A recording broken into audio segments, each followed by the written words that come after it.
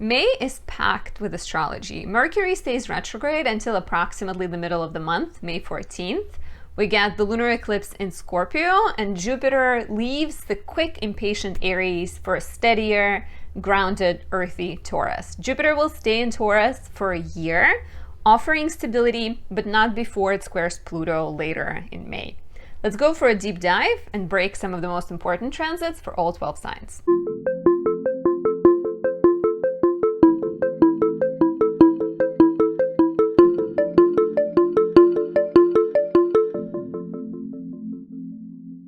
My name is Anastasia. I'm a traditional Western astrologer specializing in natal, relationship, and predictive astrology. If you'd like to work with me, check out the links down below. I am currently running an exclusive limited time offer. You can get 20% off all readings until May 10th as part of the Eclipse Season Special.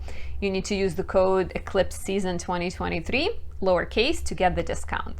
If you're new to my channel, please subscribe, leave me a like or a comment. I appreciate that. YouTube appreciates that and helps show my content to more people. And win, win, win. That's great. And yeah, thank you for everyone. Thank you everyone who supports me, watches my videos regularly. It really means a lot. I am a traditional astrologer. I work in whole sign system using tropical zodiac. I am also someone who maximizes the energy of astrology versus just letting it kind of happen to us by creating magical candles and oils. In fact, my first ever creation is right there.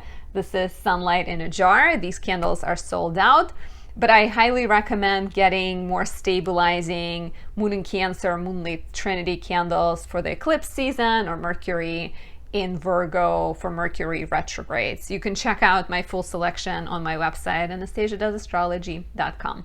And additionally, I'm super excited to be announcing that I will be hosting a travel retreat that will be astrology themed and will involve a lot of exploration, adventure, tasting delicious foods, which includes organic rainforest chocolate. We're going to Costa Rica in late September for 6 days. You still have the option to sign up and take advantage of the early bird rate, which saves you $100, and you only need $25 to secure your 25%. I'm sorry. You only need 25% to secure your spot, and the rest can be broken into payments. Let me know if you have any questions in the comments below. So now let's talk about May. I'm gonna do the breakdown of all transits initially, and then I will take a look at the rising sign. So if you're more interested in your rising sign horoscope, you can skip to that. There is timestamps in the description and in the pinned comment.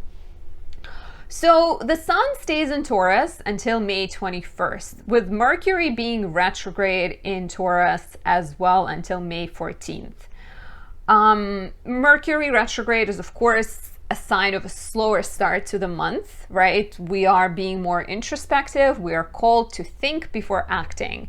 Retrogrades are the times where the universe is asking us to look back at what was the initial guiding force, what was the principle, the idea that got things going, versus just kind of acting. A lot of times planets grab us and kind of push us in a specific direction, but it may be not aligned with who we are at the core as we change and grow. So Mercury, of course, retrograding in Taurus, and Taurus season being in the skies with the sun being in Taurus, is all about stability and security. And Taurus rules money and values and shelter and food and clothing. So ultimately, the things we are rethinking are those that bring stability into our life. And initially, things may feel less stable because we are in the eclipse season. Yet as the month progresses, I think things will stabilize. Of course, astrology is always like up and down, up and down, up and down. We get Mercury Cazimi on May 1st. So that tends to be a turning point in the retrograde. Cazimi is Mercury conjunct the sun. Mercury or any planet conjunct the sun, the exact conjunction gets empowered, strengthened, and blessed with an insight, a piece of information that is important. So be attentive to early in the month, the messages you receive, the intuitive kind of guidance you experience. It could be very important for your future. Venus squares Neptune on May 4th. That could suggest insecurity, a sense of creative stagnation, romantic deception or disillusionment. Tends to be a challenging time where perhaps our judgment is compromised. We are more likely to pursue some kind of transgression, overindulge, overdo, and then feel disappointed in ourselves or our relationships. So lean into self-care. Don't succumb to the negative influence of this transit. Try to take good care of yourself. It's not necessarily helped by the fact that we get a lunar eclipse in Scorpio on May 5th. But the good news, this is the final eclipse in Scorpio. So if you are a fixed sign, Leo, Aquarius, Taurus, or Scorpio, chances are you've been going through a lot of transformations over the course of the last year and a half. And this eclipse completes the Scorpio eclipse cycle. We are going to get actually another eclipse in Taurus later in the year, but this eclipse is going to be kind of significant, I think, in terms of closing the Scorpio chapter. I'm just going to check something real quick. So lunar eclipse is happening at 14 degrees 57 minutes Scorpio, so basically 15 degrees Scorpio. And if you have any planets between 12 and 18 degrees Taurus, Scorpio, Leo, and Aquarius, you will feel it the most. Of course, I will post a video about it, talking about the eclipse when we get there. But in general, Scorpio is the sign of death and rebirth, right? And since we've been dealing with Taurus and Scorpio eclipses for about a year and a half. Last one was, I believe, like November 2021. So that's when the topics could have been introduced into your life. And chances are you've been releasing something, you've been facing fears, facing shadows, and cleansing in a lot of ways, right? So whatever you've been working on, whatever you haven't released, whatever you haven't processed will be brought up. So certain shadows, certain frustrations. Take a look back also at October, November. What have you been dealing with? What kind of shadows came up around that time? It's ruled by Mars in Cancer, which is in its fall, to me suggesting some kind of unprocessed anger, maybe childhood, family, vulnerability type issues that you have not addressed. There is a positive aspect on May 5th as Venus sextiles Jupiter, so potentially that can soften the effects. Venus enters Cancer on May 7th, will stay in Cancer until June 5th. Great news for Cancer risings, Capricorn risings, Pisces risings, because Venus will be highlighting the sector of like joy, attraction, relationships. Venus in Cancer is very sensitive, very protective of self, protective of those she loves a little bit, at times maybe codependent, right? Like very caring, very loving, shows, and we will feel it. We will kind of seek relationships that feel safe, secure, and nurturing, and we will offer that in exchange, right? Like we will be more affectionate, more appreciative of hugs. Maybe we'll show our affection through cooking or taking care of the people we love. The Sun conjoins Uranus on May 9th, a sign of excitement, unexpected new beginnings, breakthroughs, opportunities that deal with offering you more freedom, offering better self-expression, giving you a chance to suddenly express yourself differently, like a mini earthquake or mini lightning strike. Mercury sextiles Venus and Saturn on May 12th, which is pretty good for any kind of writing, speech, exams, papers, creative projects, because Mercury and Saturn is like steadiness, dedication, good to, do all the steps and not give up on a hard task. And Venus adds eloquence and beauty to whatever you're doing. Venus trines Saturn on May 13th, helping you commit, helping you build relationships and do creative work with more success, more productivity. You're able to be creative but also structured, which is lovely. Mercury goes direct on May 14th, offering us a respite from tech glitches and miscommunications. Exciting, good news. And I think that is kind of a turning point in the month where perhaps things start to speed up. Of course, the retrograde station, when Mercury goes direct station rather, is not an immediate boost, right? We still deal with shadow period. We're kind of slowly gaining momentum. So don't expect things to move extremely fast, but things will move faster. Mars trines Neptune on May 15th. This is lovely for doing any community work, helping other people, pursuing your dreams. Your relationships are likely to be more spiritual and sensual, and your creativity can be more inspired. A big deal is Jupiter entering Taurus on May 16th. We've had Jupiter in Aries from late December until now. Jupiter in Aries is very quick, very impulsive, very much let's just go with it, let's just jump into it. So if you have started things or if you have jumped into something too quickly, Jupiter in Taurus will give you a chance to slow it down, to relax a little bit. That's exciting because Jupiter is how we grow. Taurus appreciates steadiness and slowness. So I'm super excited about maybe slowing down as someone born with Jupiter in Aries and someone who's been getting a double dose of Jupiter in Aries with the transit. So we are productive, we are steady, we are kind of we're working on things that got started with Jupiter in Aries cycle. Jupiter stays in Taurus for a year, pretty much until May 24th or 25th, 2024. And we get rewarded for kind of pursuing maybe financial matters, like making investments, starting like, I don't know, I feel like if you are someone in a food industry and you're waiting to release an exciting product, this could be a good time. Like the sense of like confidence in ourselves, the sense of self-love can also bring more success. It's a great time to like plant roots, but of course it's not immediately quick because Jupiter squares Pluto on May 17th. So initial ingress of Jupiter into Taurus can be a bit shaky. So Jupiter square to Pluto on May 17th is a bit like Jupiter is a priest at times, or a guru, or sage, and Pluto can take Jupiter a bit far, right? Like this could be like, I know the way. Jupiter is in Taurus, right? Taurus can be stubborn.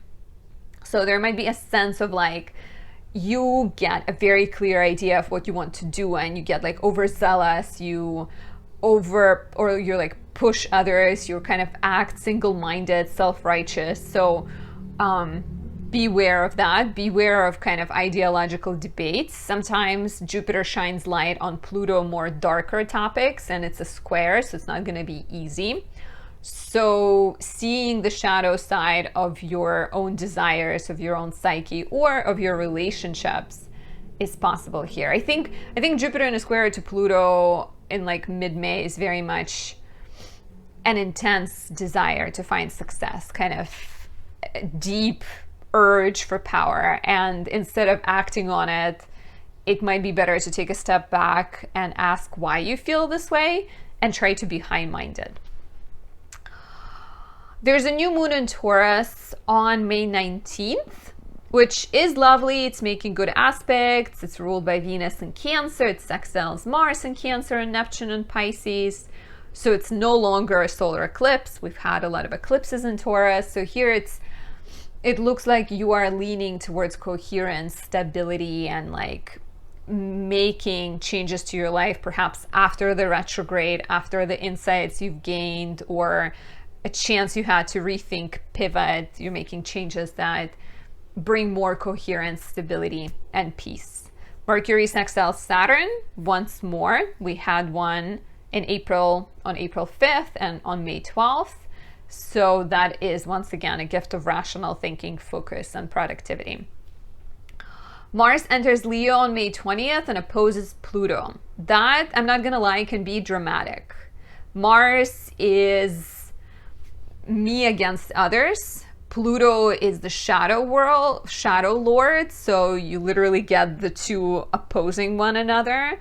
Mars in Leo is very much bold, bright, look at me, dramatic, and Pluto in Aquarius is very kind of stubborn and has clear ideas. So there is a danger of power struggles, there's danger of drama and aggression or ambition turning sideways, turning into violence. So be very careful around May 19th, 20th of pushing your agenda too far. And you may encounter people like that. You may encounter kind of like darkness and shadows in other people. And it would be best to take a protective kind of defensive stance instead of attacking others, and maybe examine, what is this teaching you? What is the best way to proceed? The Sun enters Gemini on May 21st, trines Pluto. Sun in Gemini for about a month. Brings more curiosity, makes us more social, and the negative a bit scattered, where we have too many interests and we try to pursue too many things.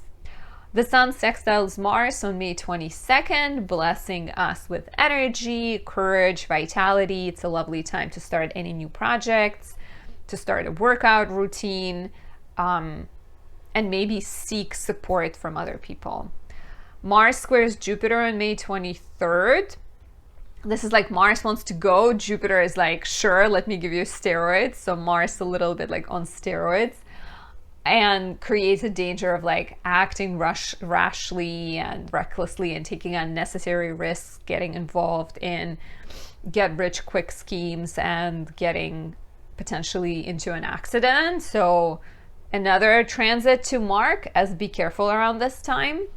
Venus sextiles Uranus on May 26, bringing exciting developments to your romantic life, an opportunity to try something new in your relationship or connected to a creative project, an exciting development, right? Something kind of like a breakthrough in love and art. And finally, the Sun squares Saturn on May 28th, signaling tests and challenges to your goals and your ideals. Saturn is never no, Saturn is more not yet, take a step back. It's like a red light. You need to wait. You need to let the cars go by, think about your life a little bit, and make adjustments and make changes once the light turns green.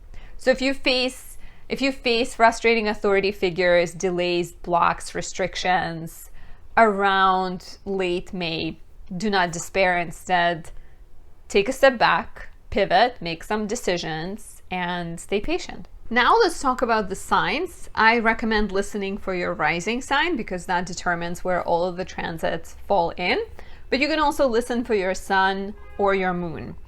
This horoscope look will take a look at the most important transits of the month. If you'd like to know what everything means for you, including what's happening in your personal chart, you can subscribe on my website to get a monthly horoscope subscription. That is a written breakdown of all the transits of the month that is catered specifically to your chart. So let's begin. If you are an Aries rising, we are coming into May from having a solar eclipse in your first house. And that is a sign of personal rebirth and transformation. You are rethinking your role in the world. You are stepping into a more leadership position, or at least exploring those kind of positions. In May, there is a lot of action in your second house of money and values.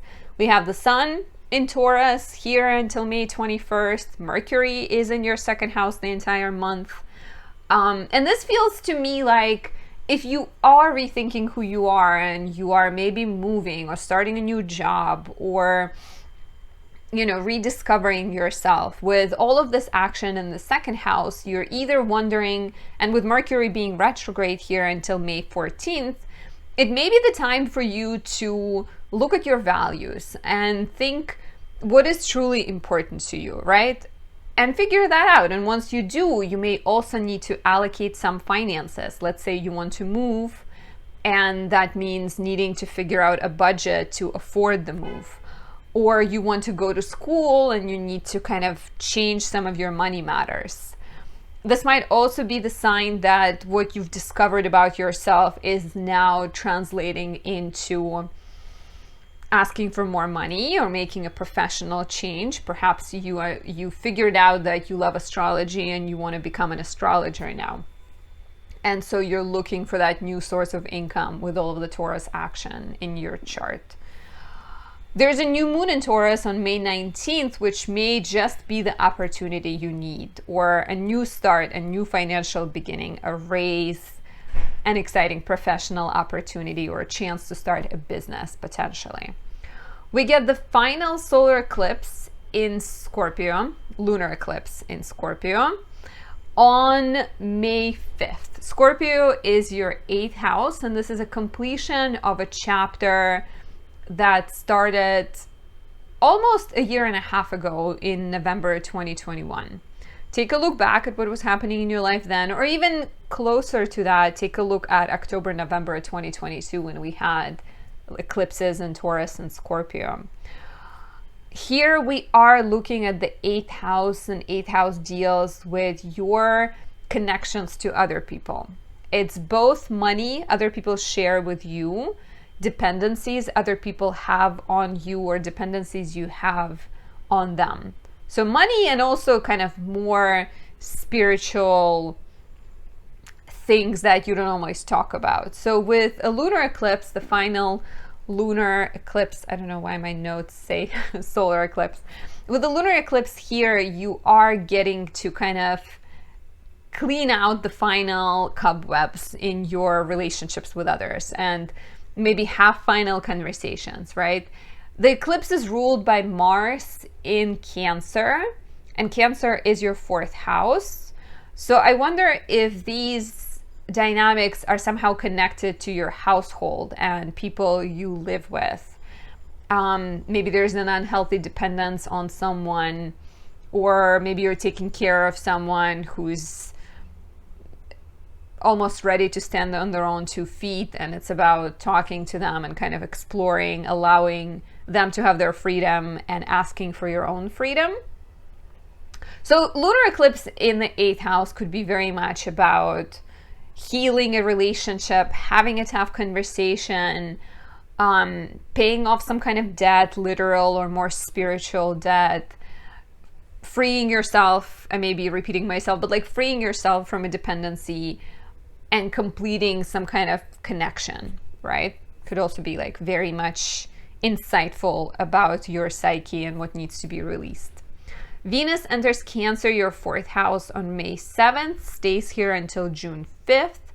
Venus in Cancer in the 4th house is lovely for you enjoy spending time at home. You may feel more nostalgic, more melancholic about your childhood and about your connections with family. A lovely time to like take a trip to see your relatives, a great opportunity to make any improvements to your home. Venus in Cancer and in the 4th house feels very much like nesting, right? And making your immediate environment cozier and happier. And it's also likely that you may be having more get-togethers at home, or even like having dates in your home. Jupiter enters Taurus, that's a big deal, on May 16th. Taurus is your 2nd house. Before that, Jupiter was in your 1st house, which could have been all about personal growth, change, transformation, similar themes that I mentioned in the beginning with the eclipse in your 1st house. You reinventing yourself, you becoming a leader, you creating opportunities for yourself. So Jupiter being in Taurus for a year is all about increasing wealth. Jupiter in the 2nd house is not necessarily all about wealth. It can also be about experiences and knowledge and gains in spirituality, but it's Taurus, right? And Taurus is also about the green, the touch, things you can touch. So here you maybe are building your income, and you're building it slowly, strategically. You're very dedicated to your financial growth and improvement. So don't expect finances to necessarily just jump up immediately, but as Jupiter gains the momentum in Taurus and starts to feel more comfortable, Jupiter will be conjoining Uranus at some point. You will definitely see, most likely you'll see financial gains and financial opportunities. Initially, though, especially around May 17th, there might be some opposition or some drama as Jupiter in your second house squares Pluto in the 11th on May 17th. Jupiter in the second square Pluto in the 11th makes me wonder how your financial goals are aligned or maybe not aligned with your friendships or your group projects, because maybe there is a friendship, there's like a friend who keeps inviting you out and you're spending all of the money, and maybe that needs to be addressed and changed. You may run into a bit of a kind of battle and tension where you're looking at, well, am I about making money or am I about being head of the nonprofit and making a difference? So this could be very much about trying to figure that out. And also with Pluto in the 11th, how much of your goals are connected and inspired by what other people think of you or what your parents think of you. Like, you may also need to perhaps release some of those attachments to the opinions of other people.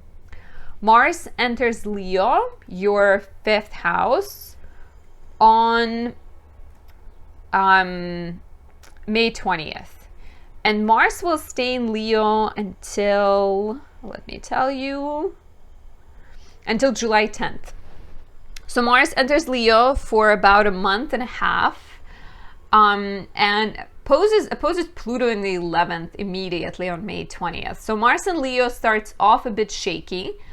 Here you're looking at opposition between your joy, your fun, romance, and creativity, and your social life, your friendships, their opinions, opinions of your friends, and also your kind of desire for recognition, desire for visibility. So there might be some kind of power struggles between you and your friends, some drama, aggression coming from a friend potentially that disturbs your joy. Your child may be going through some kind of a bit dramatic experience. Creative tensions are likely. Make sure to stay high-minded and do not engage in clear provocation if someone's trying to throw you off balance. Finally, the Sun enters Gemini, your 3rd house, on May 21st, and it trines Pluto in the 11th. So that could be your opportunity to problem solve, to compromise, to kind of improve the drama that happened earlier in the month. The Sun in the 3rd house is a sign of busier social life, more messages, more interactions, more hangouts with siblings and neighbors. You may have more ideas, spend more time writing, learning, and going on short trips. If you'd like a personal look at the entire month, and if you'd like to know how other transits are affecting you, you can become a subscriber on my website, anastasiadoesastrology.com, and get your written personal horoscope. Now let's talk about Taurus rising. If you are a Taurus rising, we are coming into May fresh from the solar eclipse in your 12th house on April 19th, 20th. So in April, you would have dealt with your psyche, with your blind spot, and either faced some of the self-destructive, self-defeating habits. Perhaps you've done some cleaning and released some of the negative things. Or it could also be the time in which you've worked really hard on integrating something that hasn't had its fair share, right? Like this might be the time when you worked on your spiritual passion, got in touch with your love for yoga, or, got in touch with your love for martial arts, and sort of figured out what is it that drives you, what is it that motivates you, or what is it that blocks you. And now in May, with the Sun in Taurus, Mercury in Taurus, the new moon in Taurus on May 19th, you are very much being reborn. You're taking all of that information and knowledge and you're applying it, right? Like you're looking at your personality, your health, your physical body, your wardrobe, your skills, your presentation, and making changes. Mercury is retrograde in your first house until May 14th. To me, a sign that maybe you're changing your look, maybe you are questioning your skincare routine, maybe you're thinking what kind of knowledge you need to acquire. Basically very much about like who you want to be, how you present yourself. So the spotlight in May is very much on you. The new moon on May 19th can definitely be a source of opportunities to reinvent yourself, to become more visible, to take on a new role and present yourself in a new light. We get the final lunar eclipse in Scorpio, your 7th house, on May 5th.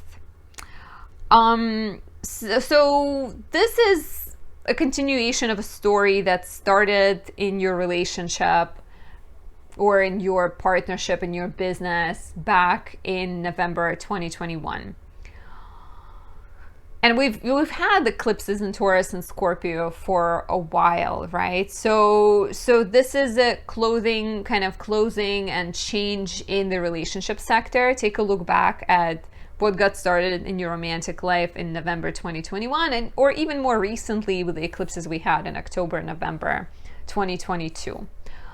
I think as you are focusing on yourself a lot, or as you're growing and changing, physically your body is changing if you're pregnant, for example, or spiritually you're changing if you started therapy or discovered new skills, your relationships are changing as well, right? So solar eclipse, sorry, I keep saying solar, it's a lunar eclipse in Scorpio, could be an indicator of like, something needs to die in your relationship. Something needs to be released. It's not immediately a sign of like, relationship needs to end, but it could be if relationship is not, you likely already know if the relationship is not doing well, but this could also be a sign of needing to be more honest with your partner, needing to be more open and more vulnerable. And so kind of perhaps also like being more honest with yourself and others about what you want or what you desire romantically. So that could be very significant because you are a Taurus rising. Eclipses in the 7th house are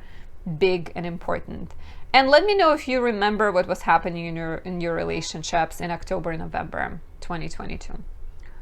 Venus enters Cancer, your 3rd house, on May 7th, stays in Cancer until June 5th. Venus in the 3rd house is lovely for more eloquent speech. You're more diplomatic. You're likely to be getting kind of presents in your neighborhood. Maybe somebody gifts you chocolate or gives you a free salad or something like that. This could be great for writing, feeling more inspired, taking more short trips that you enjoy, and having a good time going to like local bars or exploring with your siblings, connecting with neighbors.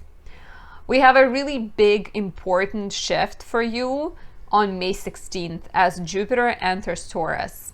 Jupiter enters your sign for a full year.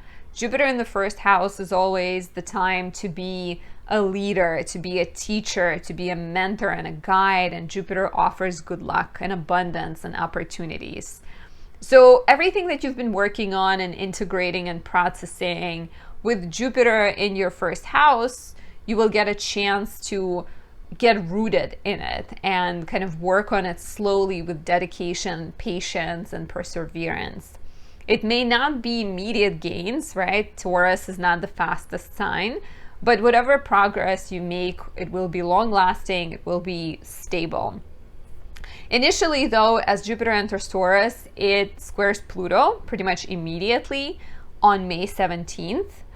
And here we are dealing with Jupiter in the 1st, your personal goals, your personal well-being, health and projects versus work, because Pluto is in your 10th house, versus your reputation. and your public image. So you may need to address some kind of contradiction, perhaps a challenging professional relationship, or examine how your personal goals align with what's happening in your career. What are you trying to control as well, right? Like Pluto is always about control, about kind of shadows. So maybe in order to get you where you're trying to go, you really need to like release control and examine your driving forces and your motivations, right? Like, are you too success driven? Are you too approval driven? Are you too kind of interested in fame, but perhaps not spiritually minded? So you will need to kind of try to balance those topics. Mars enters Leo, your 4th house, on May 20th. Mars will stay in Leo until July 10th. So we have a month and like 3 weeks. And Mars will oppose Pluto in your 10th house. So Mars goes into Leo on May 20th, opposes Pluto. Initially, it's a shaky entrance, right? Could create a powerful opposition between your peace, 4th house, like your peace, your home and family, your living situation, and your work life, right? Like there's a sense that something kind of like your home life gets disturbed by whatever is happening at work, whatever is happening with your public image. Maybe a secret comes out. Well, that's probably more like the case for public figures or politicians. But this could be very much something shaky, something frustrating happening in your public life that is affecting your mental kind of peace in your life. So be careful. Power struggles at work or possible drama, kind of being too ambitious, pushing yourself too hard is likely. So look at this transit as an eye-opening, important, enlightening period. Finally, the Sun enters Gemini, your 2nd house, on May 21st for about a month, and trines Pluto in your 10th house.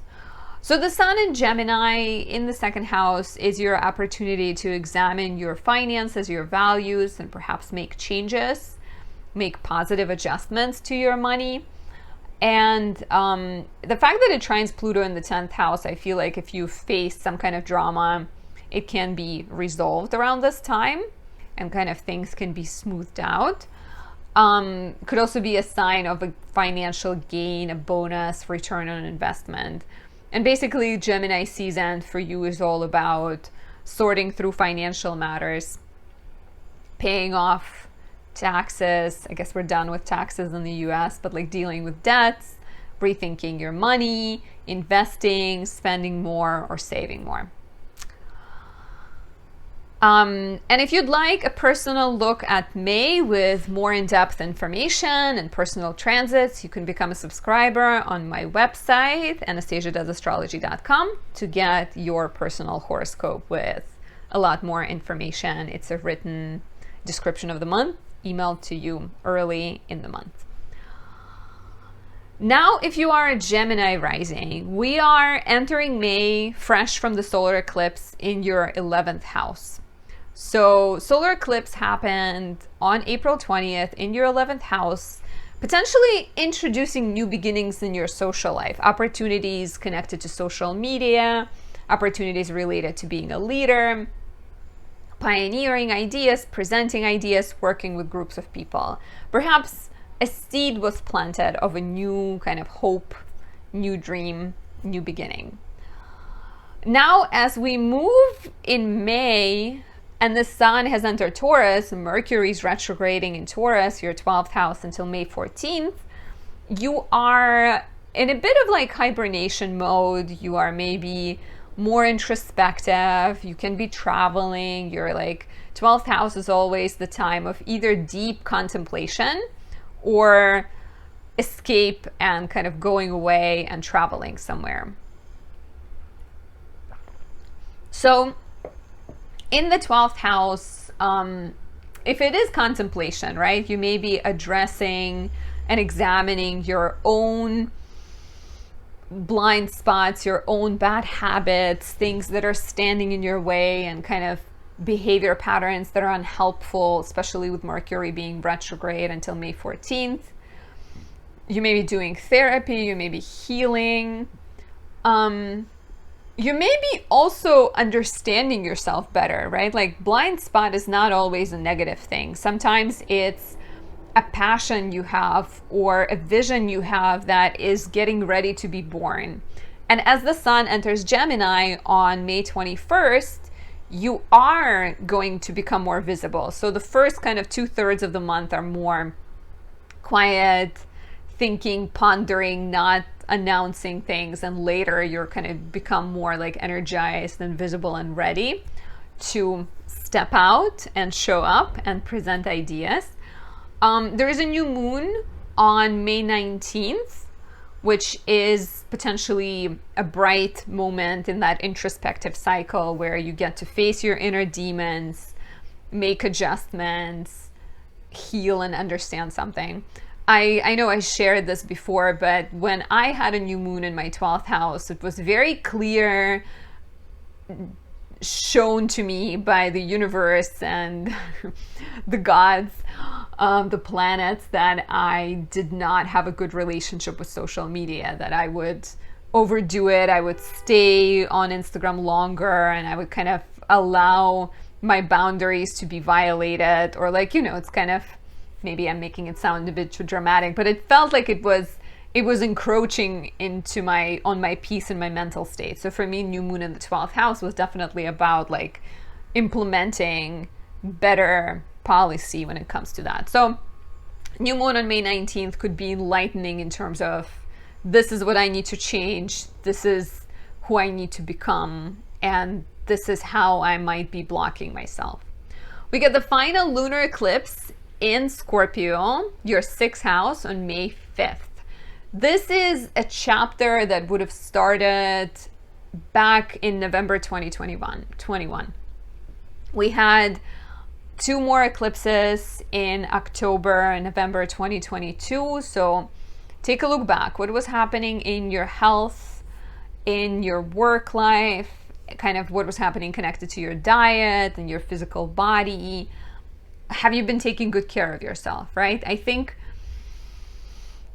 over the last year and a half, with North Node and South Node being in Taurus and Scorpio, Gemini risings have had an opportunity to examine your physical health, to look at how you take care of yourself. And maybe this lunar eclipse is a completion of that, right? Like a completion of a cycle of like finding a better balance between your physical health and your mental health. Perhaps you've implemented new routines to take better care of yourself.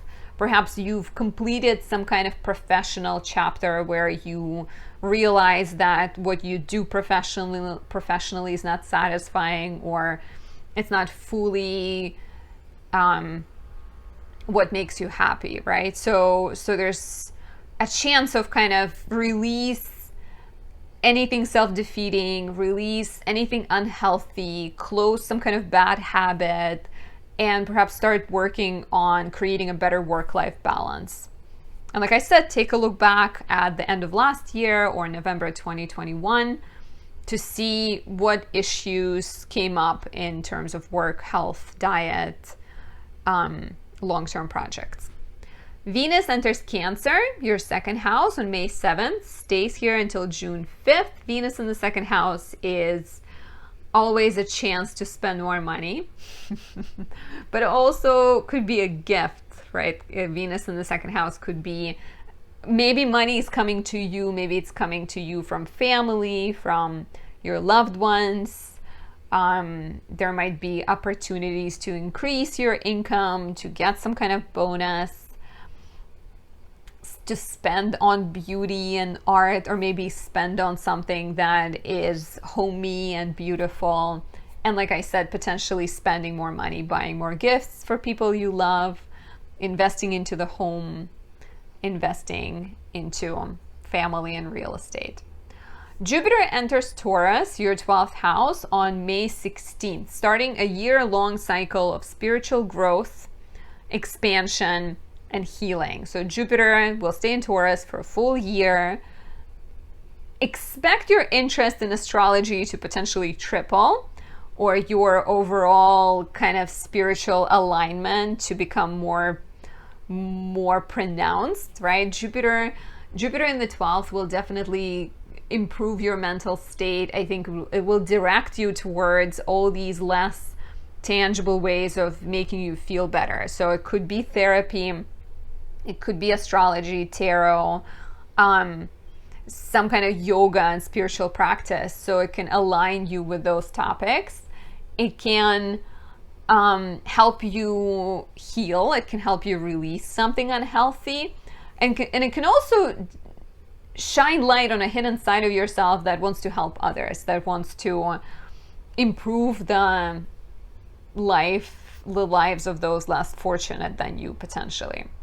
Initially, it's not going to be a smooth transition, and Jupiter will not necessarily immediately going to start doing a ton of great things, right? Because Jupiter in the 12th will square Pluto in your 9th on May 17th. And to me, this feels like some kind of ideological debate, some kind of legal matter, travel situation, writing problem that you need to address, as well as, this could be very much like ideological debates where something you've believed in your entire life is affecting your progress. Like you've believed that astrology, you're watching this video, so that's not a good example to say that you didn't believe in astrology, but maybe you thought that astrology is just like a popular thing that is not going to make an income. And now with Jupiter in your 12th house, you really kind of seek to become an astrologer, or you want to pursue these spiritual things. So you need to kind of find peace between your contradictory beliefs. There might be some legal matters you have to deal with first before you find spiritual freedom. Maybe like you're waiting for a green card and that kind of blocks you right now. Maybe there are some educational matters you need to complete, exams you need to pass, classes you need to finish. Those will need to be addressed first. Mars will enter Leo, your 3rd house, on May 20th and immediately oppose Pluto in the 9th. So this feels like power struggles, ideological debates, conflicts with teachers, conflicts with lawyers, some kind of drama between like I see my way, they see their way, maybe like intensity in speech, intensity in the way you express yourself. Be kind of mindful, do not say things you will regret, watch out for your own ambition, getting the best of you. Instead, try to stay high-minded. And finally, as I mentioned in the beginning of the Gemini rising section, the Sun enters Gemini, your 1st house, on May 21st, trines Pluto in the 9th, allowing you to find more balance, coherence between your beliefs and your actions, blessing you with more energy, allowing you to take center stage, potentially improving your health and giving you more vitality. So that is an exciting, lovely period. If you'd like to know what the rest of the transits mean for you, as well as what's going on with your natal chart, you can become a subscriber on my website, anastasiadoesastrology.com, and get your monthly written horoscopes sent to your mailbox, breaking everything down with a lot of detail. Now, if you are a Cancer rising, in April was very kind of heavy in terms of what your future is. Who do you want to be? What's happening with your career? We had a solar eclipse in your 10th house on April 20th, introducing new beginnings in your public life. Kind of suggesting that there may be a new role you want to take, a new kind of pursuit you are excited about. So now as we enter May, the question becomes, who are the people that can help you potentially? Who do you have the connections you need? Do you need to reach out to other people? Do you need to network? What role would you like to play in the collective as the Sun stays in Taurus until May 21st, Mercury is retrograding in your 11th house until May 14th. Also a sign of looking at your connections and kind of shuffling through relationships you have. You may need to rethink some friendships, release some connections who do not align with your goals, and maybe, rethink who you want to be and what you want to be known for. There's a new moon on May 19th, which may bring exciting opportunities. Mercury will already be direct, so I think you will have more clarity about your networks, your connections, and your dreams for the future. So the new moon on May 19th could be very significant in terms of maybe friendships bring opportunities, maybe you get to start a new exciting project, establish yourself in a new role, and make some new friends, or choose to volunteer, choose to do work that helps other people somehow. I can also see this as being elected to be the head of the housing association or something. You're getting to align yourself with new people, or you're getting to choose people who are more connected with where you're trying to go. And 11th house in general is also pretty much just about dreams and not necessarily about only people. So kind of new dreams, inception of new projects is also likely. We get the final lunar eclipse in Scorpio, your 5th house, on May 5th. We've had eclipses in Scorpio ever since November 2021, and the last pair of eclipses was October, November 2022. So take a look back at what was happening in terms of your love life, your creative projects, your sense of joy and happiness and fulfillment, and the life of your children.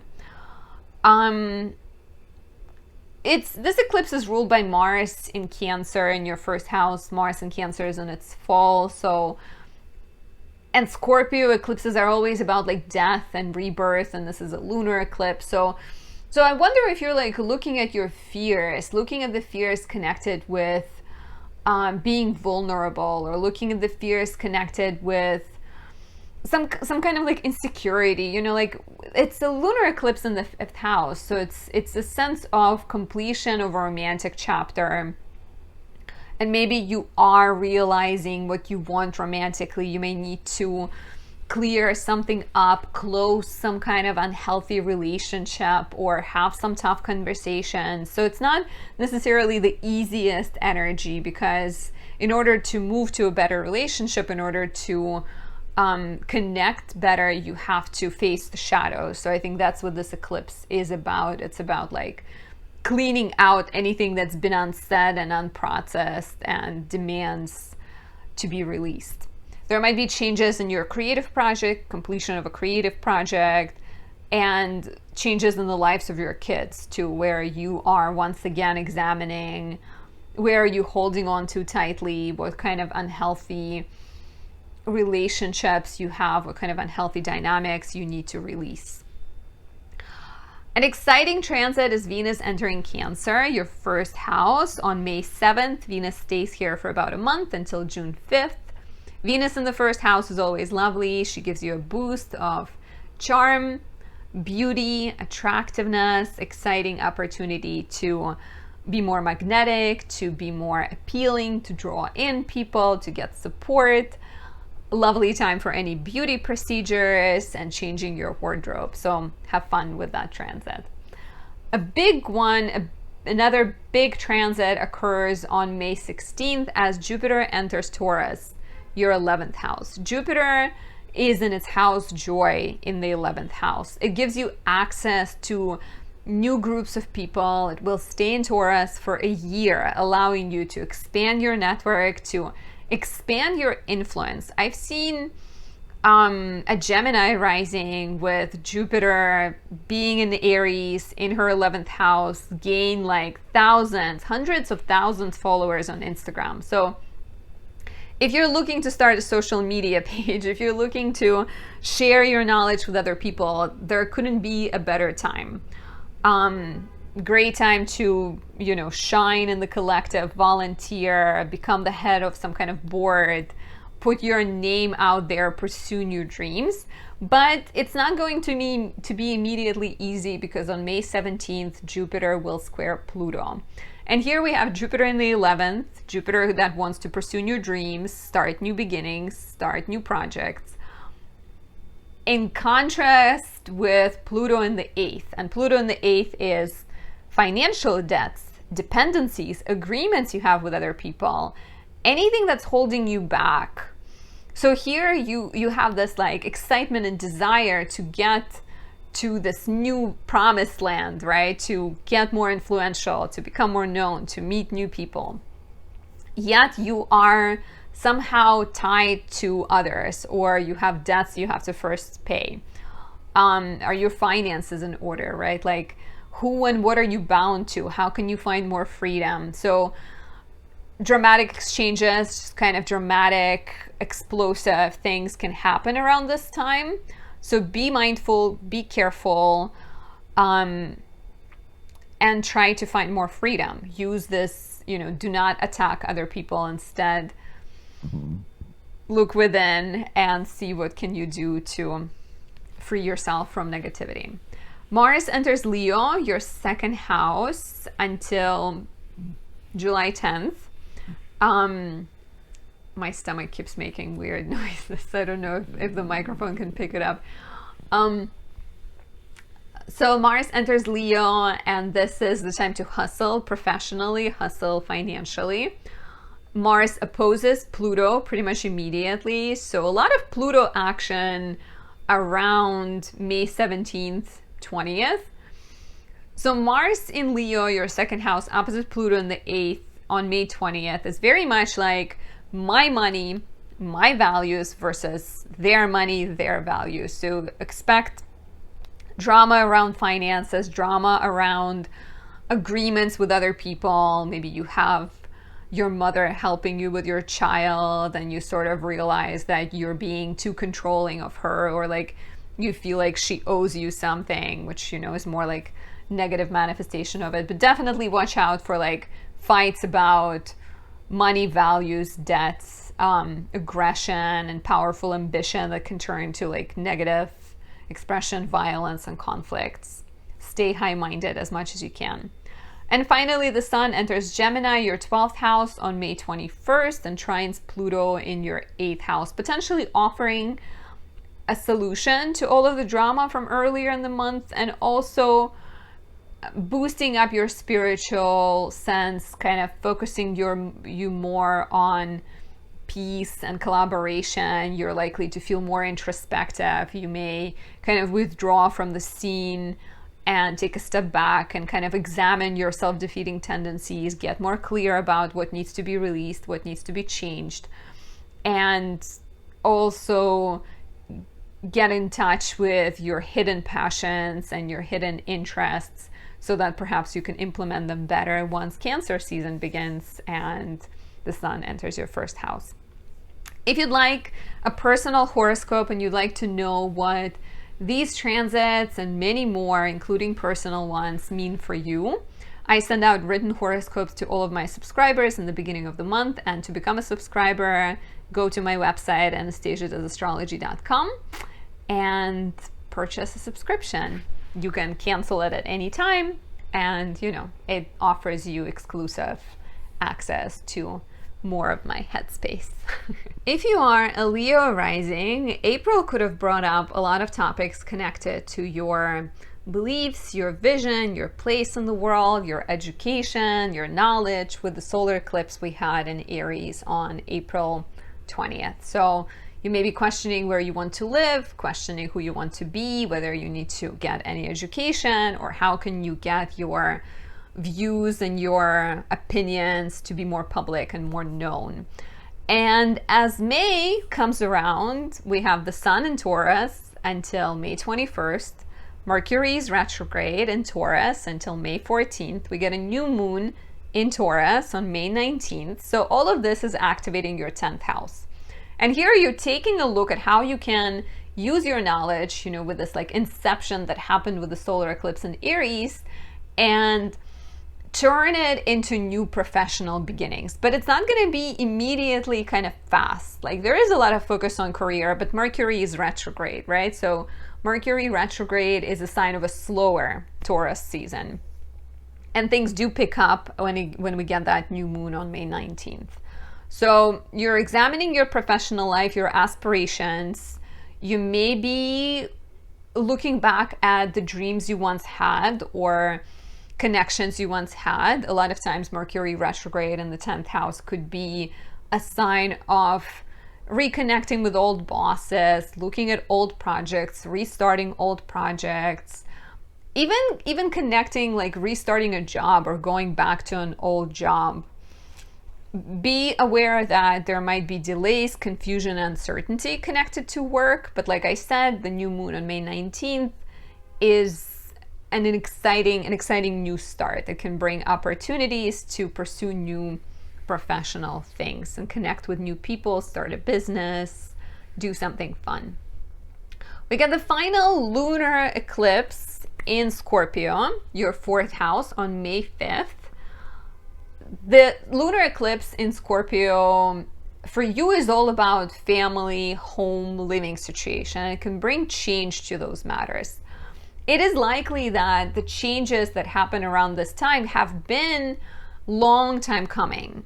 We started having eclipses in Taurus, Scorpio back in November 2021. Take a look back in terms of what started happening with your family, what started happening in terms of where you see yourself living, in terms of what makes you feel comfortable. Chances are you've been doing a lot of rethinking and healing and maybe dealing with family matters, right? Like processing things that you've had hidden and kind of growing and reconnecting with family members or releasing some pain. And so this lunar eclipse is like your final hurrah and a chance to see that is what you released completely gone, right? Like there might be certain emotional topics like hidden fears, self-defeating matters that need to be addressed, some anger that you haven't expressed that maybe you do. And let me know, how has your family life or your connection to the place you live in changed in the last year and a half or so. Venus enters Cancer, your 12th house, on May 7th, stays here until June 5th. Venus in the 12th house is a sign of closeted love life.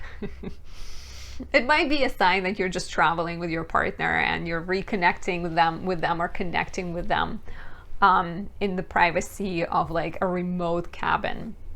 It might be a sign that you're meeting someone via traveling, or you're meeting someone spiritual. At times it is a sign of like feeling more lonely and perhaps being driven to make some not so good decisions for you. At times Venus in the 12th could be a sign of dating people who are committed, or like, you know, who are in relationships, or who are people who not open to a relationship with you. So be really mindful of who you let close to you. At the same time, Venus in the 12th is a great opportunity to look at what drives you and what kind of relationships you seek and the people you attract. A lovely, lovely, lovely transit is Jupiter entering Taurus for a full year to your 10th house, place of career, status, and reputation, on May 16th. Initially, it's not going to be easy because Jupiter squares Pluto in your 7th house on May 17th. So the first kind of few days, basically starting May 16th until about May 20th, as Mars opposes Pluto, there's a lot of Plutonian action, and Pluto is in your house of relationships. So I feel like you may have to struggle with some kind of tension between Jupiter in the 10th for a year. You are exploring new professional horizons. Jupiter in the 10th will offer you new opportunities to grow, to travel, to teach, to study, start a new job, become more visible, change your status, right? It can even be a chance to get married. But we are here contending with Pluto and the square to Pluto on May 17th.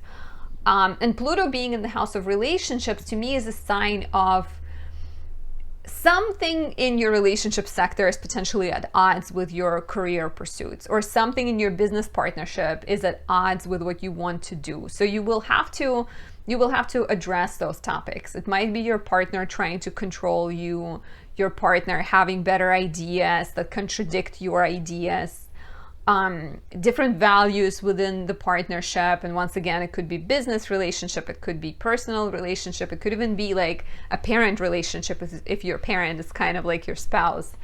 So is there something you need to talk about, right? Like, are you on the same page in terms of where the relationship is going, or where your career is going and your future is moving towards? So be ready to address that. And this doesn't stop with May 17th.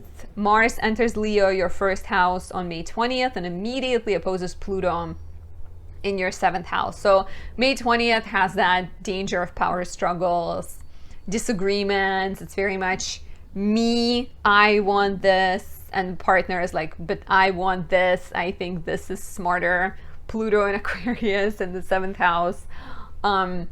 Needing to examine shadows, needing to examine power dynamics in relationships, have honest conversations.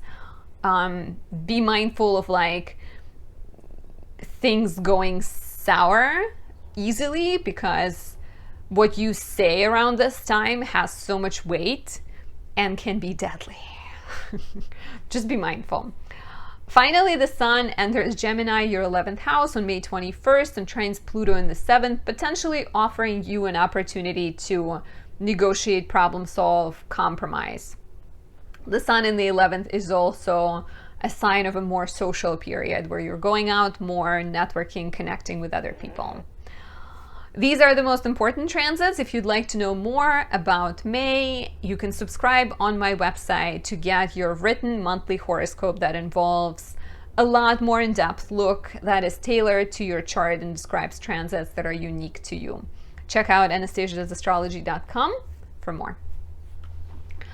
Now, if you are a Virgo rising, April brought a solar eclipse in Aries in your 8th house, signaling new karmic entanglements. There could have been a chance to invest money, like some kind of big, mortgage, tax, collaboration, something that tied you to other people, new partnership, new financial opportunity, changes to your romantic relationship as well, like starting a joint business accounts. But basically, somehow you got tied to other people, or you're getting tied to other people, right? Like Aries solar eclipse is just the beginning of a longer 1.5 year cycle that is ahead of us.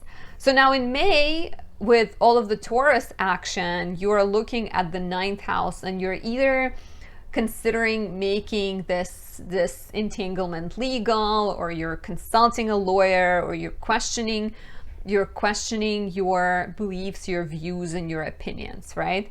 We have the Sun in Taurus, your 9th house, until May 21st. Mercury is retrograding here until May 14th. We have a new moon here on May 19th. And this is very interesting because on one hand, you can be going through somewhat of a spiritual awakening and some kind of religious transformation. Maybe you are examining what you believe, right? Like, let's say you started a relationship and your partner is insisting on taking care of you, and this could be very much just the time in which you're wondering, like, are you going to allow it? Is it okay for you? Is it not? What's behind it? So Mercury retrograde here until May 14th can definitely be like a sign of that. It can also be the time in which you are, let's say you started some kind of contract and you sign a contract to like write a book. So with Mercury retrograde, you may be going through your notes, looking at your old ideas, rewriting, editing. You may be traveling to a place you once were, and retaking exams or dealing with like education related matters where you're applying for school or, getting your credits, figuring out how much could be transferred, etc. The new moon on May 19th may definitely bring opportunities to make your desire to go back to school official, to get some kind of travel role or go on a trip or get like a legal matter sorted out or get like a publishing deal. There's a lot of exciting opportunities, as well as like ninth house deals with religion. So taking on a more religious role and becoming more influential in that part of life is also likely. We get the final lunar eclipse in Scorpio on May 5th. This is your third house, and this is a completion of a chapter that started back in late 2021. And we had Scorpio Taurus eclipses in October and November 2022. So here we're dealing with a completion of a chapter connected to communication, schedule, siblings, neighbors, and writing potentially, right? So here, I'm just smiling because I can hear my belly growling. It's like, give me some food. Soon belly. So like I said, it's like a longer completion of a longer chapter, right? And it can affect a lot of different things, right? How has your relationship with your siblings changed in the last year and a half? So perhaps you've grown to be more honest with them. Perhaps with Scorpio eclipse here, you're now learning to communicate differently. You're expressing yourself. Maybe you've become a writer, or you got to kind of have a different relationship with sharing your thoughts and being more honest. Perhaps you've embraced more vulnerability, more honesty, as I said, in your relationship. Like, so I would take a look definitely at topics connected to sharing your knowledge, how comfortable you feel with that, writing, education, siblings, and communication. What kind of transformations you have gone through related to those in the last year and a half. Venus enters Cancer, your 11th house, on May 7th, and will stay here until June 5th. Venus in the 11th house is a blessing when it comes to interacting with other people, networking, getting the favors of other people. You will feel more comfortable being in a public setting. You may spend more time with your friends.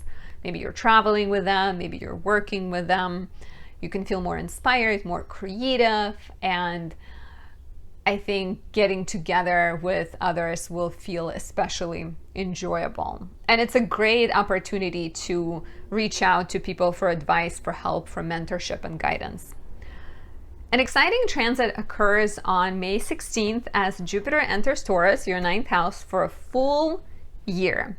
We've had Jupiter in Aries from late December 2022 until about now.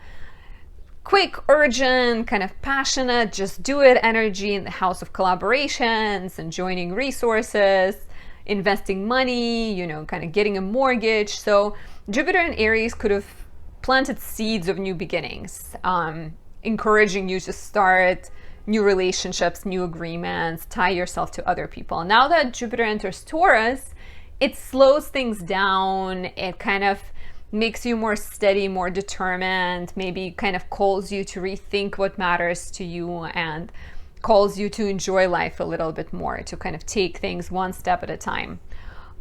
Jupiter in the 9th house for the next year can be a blessing when it comes to writing, a blessing when it comes to education, where you meet wonderful teachers, you go back to school, you encounter mentors and guides and people who are happy to share their knowledge with you. You may publish your work.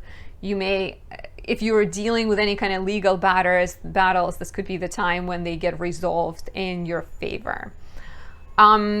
Unfortunately, it's not easy the whole time. So as Jupiter enters Taurus on May 16th, on May 17th, it's going to square Pluto.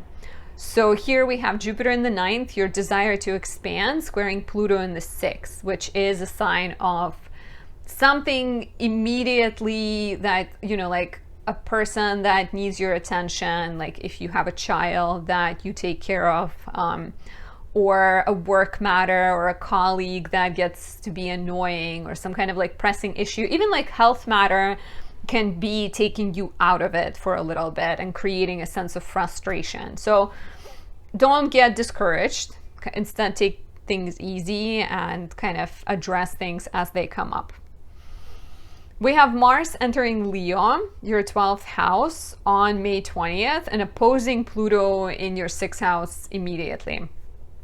So Mars in Leo is often a sign, or like Mars in the 12th house rather, is a sign of you needing to work in solitude, maybe you kind of giving more attention to your spiritual life, you wanting to focus on healing and mental health. And it opposes Pluto in the 6th, which is still, I think, a continuation of that drama that is connected to work, that is connected to things that bind you, all the problem solving you have to do. So be aware of like power struggles with colleagues, tensions connected to all the things on your plate, and that can, there's a danger of that escalating and turning into conflicts and even, you know, violent behavior. So take it easy around May 20th and stay high-minded as much as you can. Finally, the Sun enters Gemini, your 10th house, on May 21st. And for about a month, you are more professionally driven, you're more visible, you're taking on projects that require public speaking or being in front of other people, and you can gain in status. And like this is actually also lovely for committing to a project that will require a lot of work and dedication, but will be worth it in the long run, as the Sun trines Pluto as well on May 21st.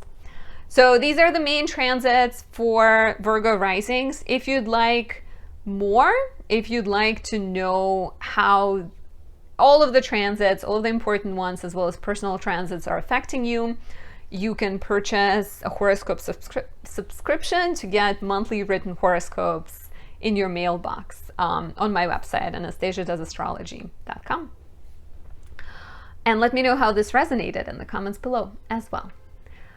If you are a Libra rising, April was really busy when it comes to relationships. You're coming out of a solar eclipse in the 7th house, potentially new beginnings in your love life, new beginnings at work, in your business.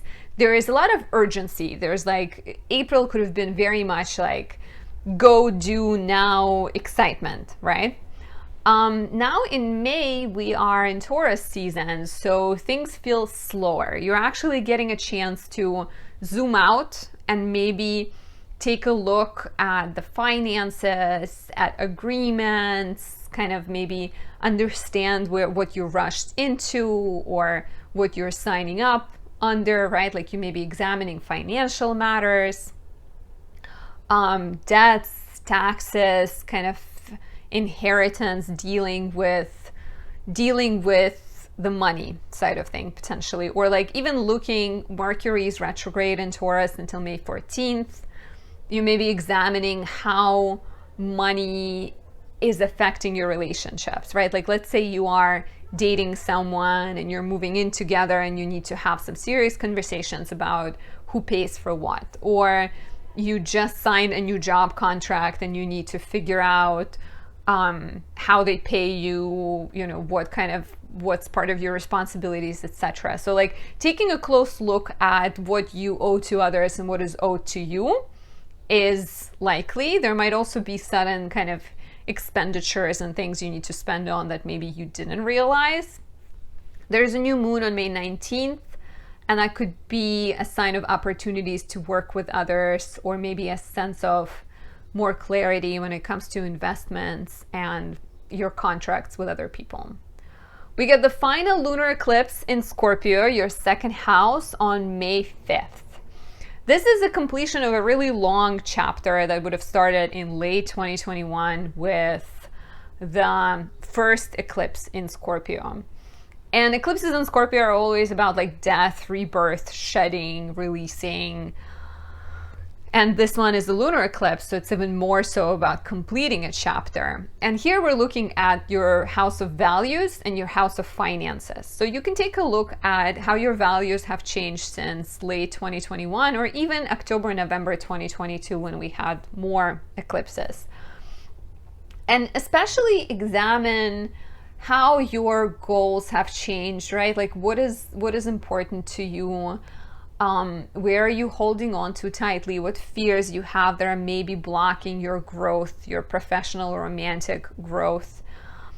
Second house is about money, but it's not just about money, right? So on a spiritual level, like I said, it could be a chance to examine what fears you have, what kind of hang-ups you have, where are you too anxious, where are you too narrow-minded perhaps, right? Like where are you too controlling, and how can you release those to have like a better flow in relationships and in finances. And financially, it can definitely be a completion of a big chapter where you are paying off a debt you've had, you're paying off a mortgage, or you're getting a mortgage you've been working on getting. Definitely take a look at financial and more like values related changes.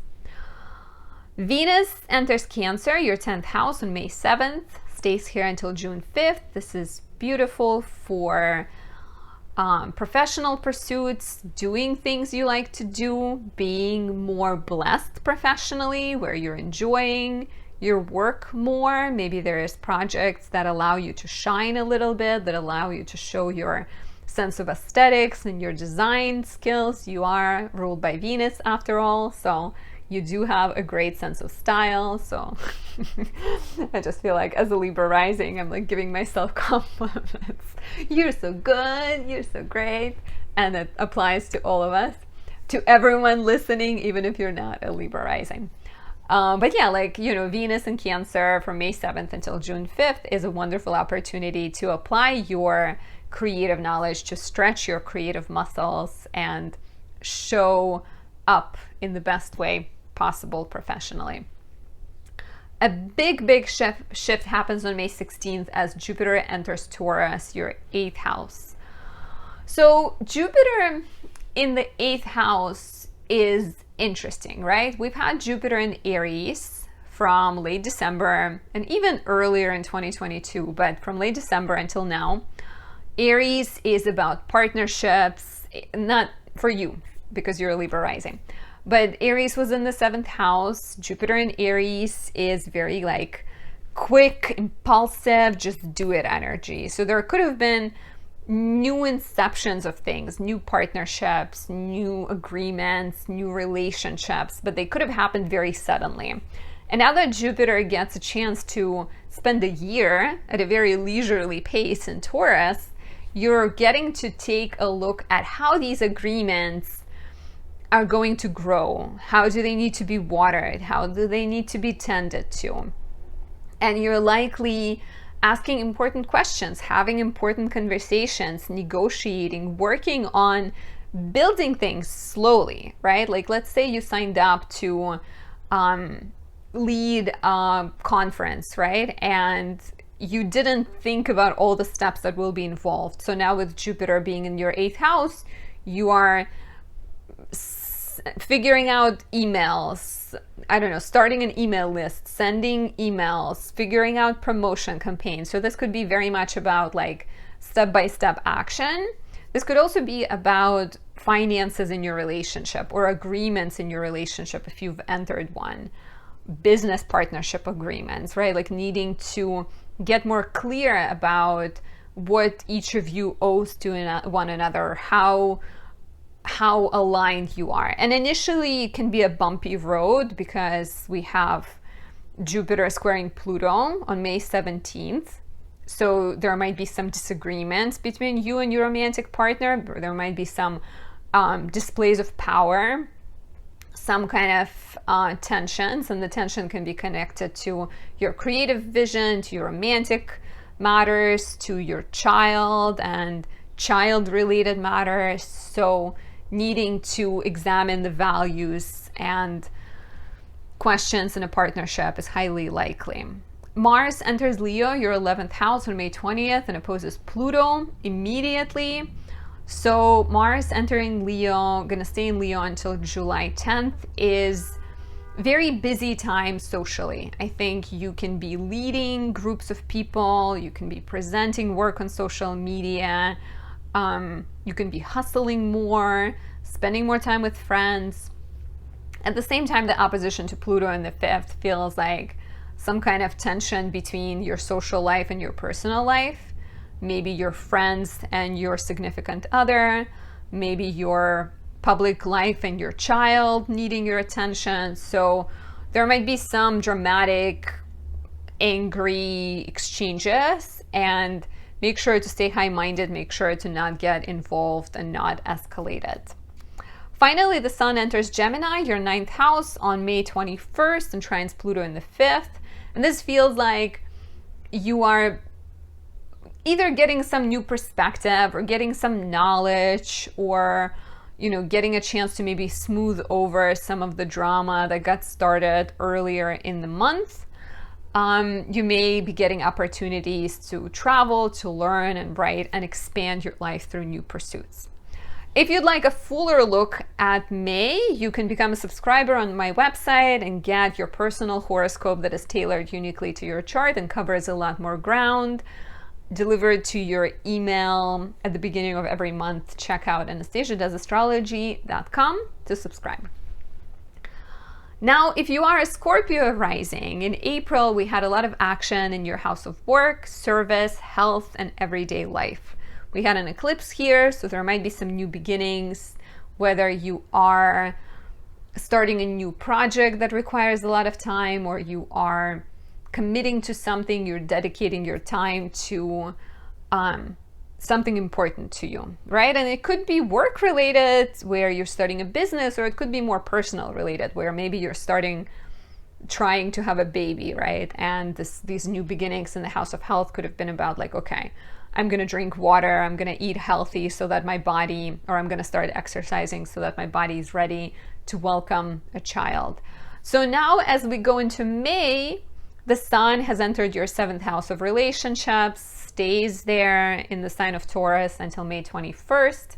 Mercury is retrograding in your house of relationships until May 14th. We get a new moon in the house of relationships on May 19th. So there's a lot of action when it comes to you and other people, right? And this could be romantic, this could be business, professional, some kind of agreements, contracts.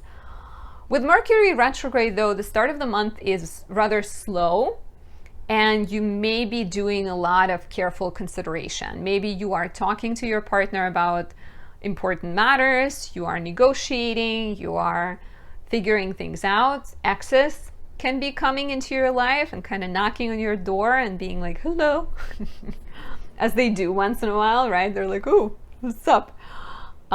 If you've had an ex say that to you in the past, let me know in the comments below. So a lot of kind of questions of how to put your life together with the other person, right? And that might be something that you have committed to as well, like being with somebody else. So here you are revisiting old fights, having important discussions, rethinking relationship, maybe connecting with exes. Be careful, as always, be mindful. Don't let people who hurt you once hurt you again. I think most of us have done it in the past at some point, but choose yourself first. The new moon on May 19th is exciting. Mercury would already be direct at that point, so it can bring new opportunities, new romantic relationship, new business chance, new client, a chance to commit in your existing relationship, sign some kind of important contract, etc. We get the final lunar eclipse in Scorpio, your 1st house, on May 5th. You have gone through a deep transformation that would have started in late 2021, where a part of you has died and been reborn. Eclipses in the 1st house are not always easy. You could have had to deal with loss and health matters and personal transformation and releasing fears, releasing control, kind of building more trust, right? So this being the final lunar eclipse in Scorpio, it's the completion of that chapter. If you feel comfortable sharing, let me know, how has your life changed since late 2021? If you feel like you've experienced a very important transformation. Of course, you cannot look at it without considering that North Node has been in your 7th house, potentially bringing new beginnings romantically or in terms of business, causing you to be more aware of your choices, be more aware of your hangups, be more aware of your fears, right? And like needing to release them in order to bring forth something new. So it could be a heavier energy, a chance to like clear out the cobwebs, or kill the last part of you that you no longer feel like needs to be there. So take good care of yourself. Do not overexert yourself. Eclipses are always the days in which it's best to take it easy. So take it easy and be kind to yourself. Venus enters Cancer, your 9th house, on May 7th, stays here until June 5th. Venus in the 9th house is always lovely for traveling, going on romantic trips, going on a leisure trip. You may be learning something about love, about sexuality, about art. Meeting someone while traveling or dating someone of a different culture becomes a lot more likely. And in general, you find joy in stepping outside of your comfort zone, going to a new museum, trying something new, and exploring. A big shift, an exciting shift, is Jupiter entering Taurus, your 7th house, on May 16th, starting a year-long cycle of growth, expansion, new beginnings, conceiving something or someone in your house of relationships and business partnerships. So it's not going to be a quick start. We actually have some shaky energy early on. So on May 17th, Jupiter in the 7th squares Pluto in the 4th, bringing some family drama, some tensions connected to real estate, your living situation, the involvement of parents and family members in your relationship, or your partner's connection to their family, where maybe they're too attached to a point that you feel like the family is more important, or the family takes more of their time than you do. So this could be initially, like I said, like the first kind of between like May 16th and May 20th, there could be some shaky matters you need to figure out. But ultimately, Jupiter in the 7th house is lovely for starting a relationship, for starting a business, growing a business, meeting mentors, meeting teachers, conceiving. I said that word and I'll say it again, right? Like you're conceiving, you're joining together with somebody else to start something new. That could be a child, or that could be a business. Mars enters Leo, your 10th house of career, on May 20th, and immediately opposes Pluto in the 4th. Mars in Leo will stay here until July 10th. Is a busy time professionally. You have high ambitions, high aspirations. You are ready to move in full steam ahead. The opposition to Pluto on the 20th feels like maybe something at home is distracting you from it, or something at home is contradicting your professional desire. You need to be flexible as much as you can and high-minded here, because this can easily escalate and turn into drama and fighting and conflict. But it can also be like a pipe bursts in your house, or a family member demands your attention and you get into a screaming match with them. So just be aware that it's best to stay flexible around this time. Finally, the Sun enters Gemini, your 8th house, on May 21st, and trines Pluto in your 4th house. The Sun in the 8th house is a period in which you are negotiating with other people, you're paying off debts, you're taking care of financial matters, and maybe healing. You may also be going through an important period of kind of transformation and releasing anything that's holding you back. And this could be actually a period when you're smoothing over the conflicts from earlier in the month, because the Sun trines Pluto in the 4th house, offering some solutions to home, family, living situation, childhood related drama. And these are the most important transits of May. If you'd like a deeper look, a more personal look, you can become a subscriber on my website, anastasiadoesastrology.com, to get your personal horoscope at the beginning of every month emailed to you. If you are a Sagittarius, April has been busy in terms of romantic, creative, and child-related action. We had a solar eclipse on April 20th in your 5th house, creating new beginnings, where maybe you started a new relationship, maybe you started a new creative project or a new passion project, and either got involved with children more or got pregnant. So now in May, the energy and the focus shifts to your 6th house of daily work, health, and service.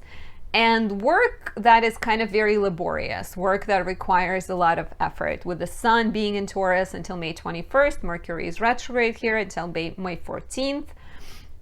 Mercury retrograde feels like you may be asking some important questions about your diet, your exercise routine, making changes, redoing some work, rethinking what is worth your time, right?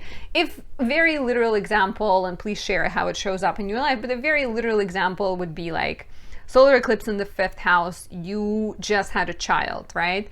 And now we're moving into the 6th and you are on the precipice of this big project of raising a child, and that requires rearranging your home, getting rid of time wasters, taking better care of yourself so you can take care of the kid.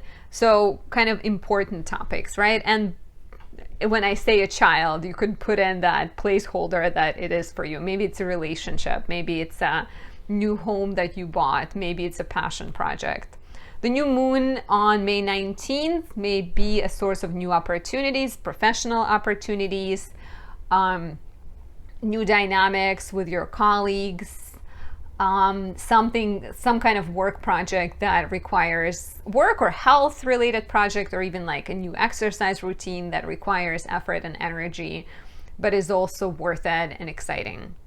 We get the final lunar eclipse in Scorpio, your 12th house, on May 5th. Eclipses in the 12th house are not always easy. This, however, is a completion of a chapter that got started in late 2021, in November 2021, and then we had just recently we had eclipses in October and November 2022. And this is, you've been going through a really big transformation when it comes to your mental health, your self-defeating tendencies, your blocks, your limitations and bad habits, right? And so this eclipse, this lunar eclipse, is like a temperature test, right? Or like the last final chance for you to release anything unhealthy, to clear up any clutter, any kind of like spiritual garbage that is still there, right? Like if you realize that you are choosing wrong partners, this might be your opportunity. Like somebody reaches out to you and you get to say no, right? Like kind of a final hooray, final chance to integrate what hasn't been processed. And as well as with like healing, this could also be a sign of you getting in touch with a more spiritual side of yourself and allowing that part of you shine. And perhaps in a sense of completion, this is the time where you become more clear about what is worth your attention. Venus enters Cancer, your 8th house, on May 7th, stays here until June 5th. Venus in the 8th house could be a symbol of gifts coming to you from other people, financial opportunities. Sometimes there might be a good tax return coming your way, or a debt forgiveness. You know, somebody offers you a chance to like do a job for them, and that means your debt gets forgiven. This could also be good luck for your partner and their finances, and then you benefit as a result.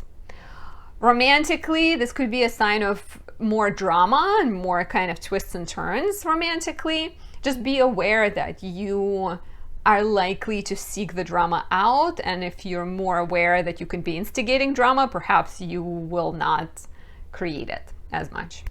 A really big shift occurs on May 16th when Jupiter enters Taurus, your 6th house, starting a year-long process of better health, growth when it comes to work, better changes, kind of improvement of your health, of your body, of your exercise and diet. Of course, Jupiter in the 6th house could also be a sign of being self-indulgent and being all-forgiving and thinking that it's okay to eat 10 cookies every evening. So be aware of that. At the same time, if you've been dealing with any kind of health issue, Jupiter entering the 6th could not necessarily instantly heal you. Jupiter in the 6th a lot of times works as you meet a doctor who is very Jupiterian, very knowledgeable, big and jolly, and they offer a solution to you. Professionally, you can be growing and taking on new opportunities. This is a long-term transit, right? It's a year long. And initially, it may not start all rosy because actually on May 17th, we have Jupiter in the 6th squaring Pluto in the 3rd, creating dramatic exchanges, creating a sense that maybe something in your everyday life, something in your relationship with a sibling or neighbor, some kind of communication project, something that's demanded of you is too much maybe. So you can encounter some power struggles, some miscommunication, schedule related issues that are dramatic and explosive, and like you need to address them around May 16th, 17th, 18th. Mars enters Leo, your 9th house, on May 20th and opposes Pluto in the 3rd house. So May 20th is potentially a bit dramatic as well. Mars in the 9th wants to travel, publish, write, have freedom to do and defend the beliefs, right? It's very much like militant, heroic type of mindset. And in opposition to Pluto, some of your beliefs will be questioned. Some of your beliefs may be contradicted by other people, potentially siblings or neighbors or like immediate family. So beware of like power struggles, ideological debates, aggression, being overly zealous, overly ambitious, overly pushing. Stay high-minded as much as you can.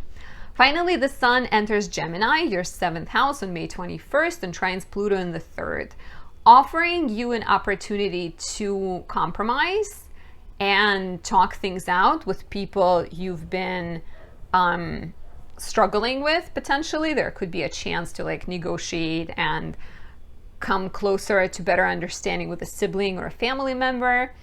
In general, Sun being in Gemini for about a month is a good period to date, collaborate, negotiate, and problem solve. There might be new contracts, new opportunities, new people coming into your life. These are the most important transits for Sag risings. If you'd like a deeper look into the month of May, you can subscribe on my website, anastasiadoesastrology.com, to get monthly horoscopes emailed to you at the beginning of the month. Exclusive personal service. And let me know how this reading resonated with you. If you are a Capricorn rising, April could have been very significant for you in terms of home, family, and your living situation. We had a solar eclipse in Aries on the 20th, planting seeds of new beginnings. Now in May, the focus shifts to your 5th house of joy, romance, creativity, and children. Let's say you've kind of figured out your living situation, or you're planted seeds of new beginnings in terms of your living situation, or you started a family, and now with all the focus on the 5th house, you're trying to find a better flow and inspiration and kind of joy in your everyday life. The Sun is in Taurus, your 5th house, until May 21st. We get a new moon here on May 19th, inception of a new creative project, a new relationship, a child, a real or a metaphorical child, something you're creating, something you're conceiving, you're birthing something. There could also be new beginnings in the life of your child. Mercury is retrograde here until May 14th, so the month can begin slower, right? It's not necessarily like fireworks shooting out and new people coming into your life. Chances are with Mercury retrograde in the 5th house, you may even be clearing out old relationships. There might be an ex coming into your life, because first with the retrograde, you oftentimes have to look backwards. You have to ask some important questions, release some past connections, right? In order to open up space for the new ones. Mercury retrograde here could be a sign of reviving old creative projects, taking them for another spin. Maybe your child is moving back or going back to the school they were a part of.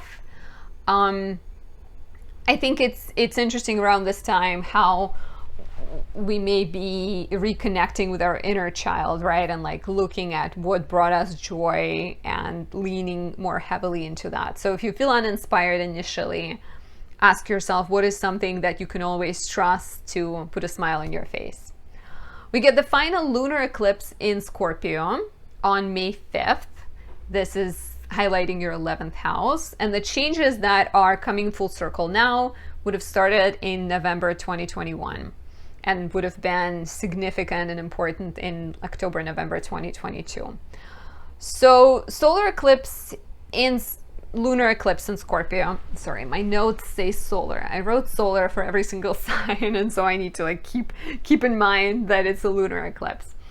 So lunar eclipse in the 11th house could bring a completion of some kind of social chapter where your social circle has changed, your dreams have changed. You may be either feeling ready to move on from a past project, or you're closing it because you're done with it. The same goes for friendships, right? Where you are feeling maybe not connected to a friendship. There might also be a sense that you are, North Node has been in your 5th house and Jupiter goes into your 5th house, and it's very much like your way of understanding joy and happiness is changing to be more like self-driven versus more other people oriented. So with this eclipse, you're getting to examine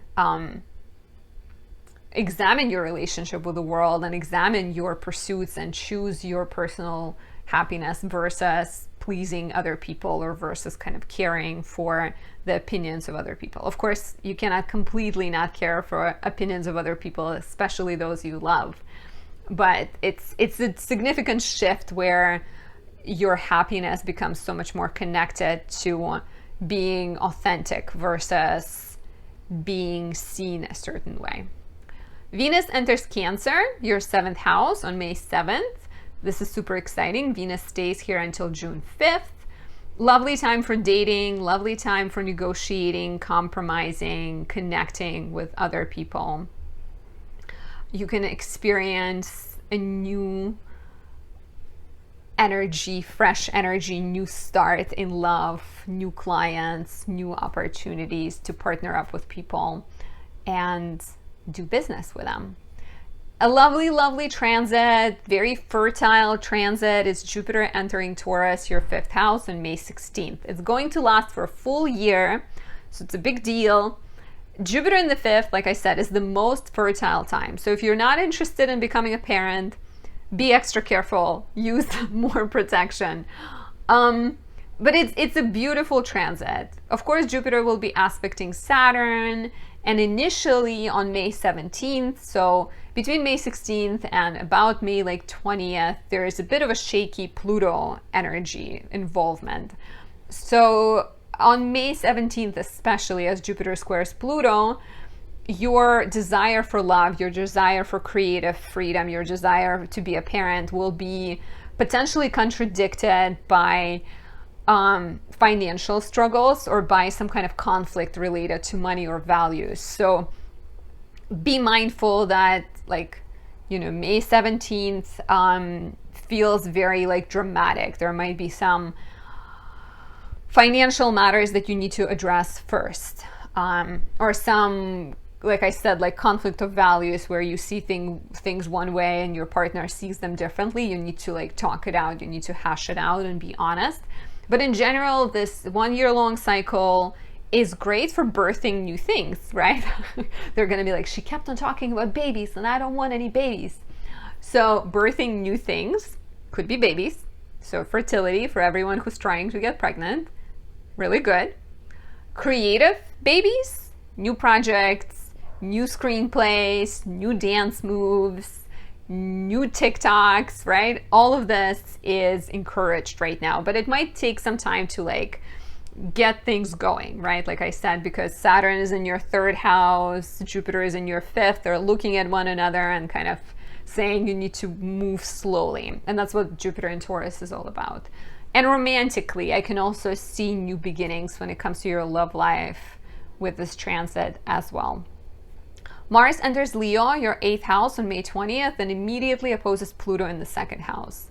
This is another indicator of financial drama or issues surrounding values where you see things one way, the other person sees them another way. Conflicts with banks, conflicts with authority figures, like other people coming at you demanding things, just dealing with some kind of shadows of your personal fears and limitations, or your personal kind of insecurities connected to money is also likely. Finally, the sun enters Gemini, your 6th house, on May 21st and instantly trines Pluto. So this could be a positive sign of solving financial problems if you've been facing any, as well as the sun in the 6th house is always good for professional matters. Your focus goes towards problem solving. There might be more opportunities to assert yourself, to give your energy to a cause or something you feel passionate about,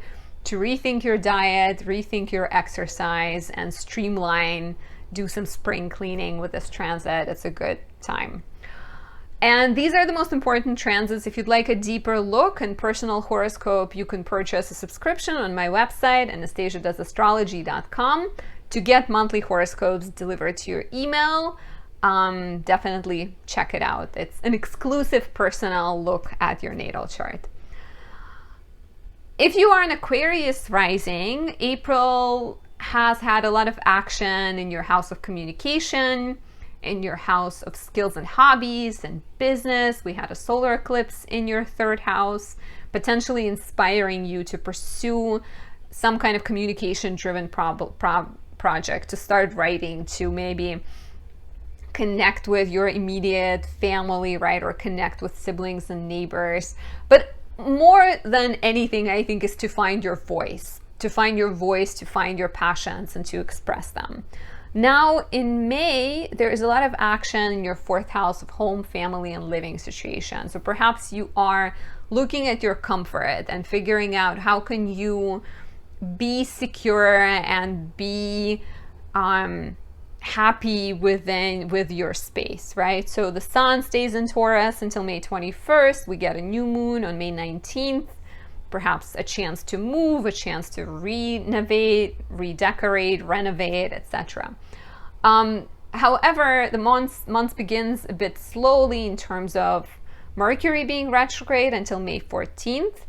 And maybe you are looking at your home and family and your living situation through a bit of a concerned, uncertain lens. So you may be rethinking your living situation, rethinking what makes you comfortable, what makes you secure, maybe even examining your relationships with your family members, needing to have some important conversations, needing to set in different boundaries, or clarify some things. There might be miscommunications with family members. There might be some old childhood matters coming up and asking for another look. We get the final lunar eclipse in Scorpio, your 10th house, on May 5th. This is a completion of a chapter that started back in November 2021. Let me know in the comments below, how has your professional life changed? Solar eclipse in Scorpio is about death and rebirth, right? This is lunar. This is a lunar eclipse in Scorpio. So lunar eclipse in Scorpio could bring a major shift, but it's not necessarily brand new. Like I said, it's something that you've been looking at for a while, something you've been working on and dealing with ever since late 2021. So here you are completing a chapter of professional growth, right? It could be your chance to maybe rethink your career. Maybe you have left a path and are now on a different one. Maybe you've started a business, or maybe you're getting ready to start a business. Maybe you've realized that being an active member of the workforce is not for you, and you kind of leaned more into spending time with family, because the North Node has been in your 4th house, prioritizing the family, home, and living situation matters.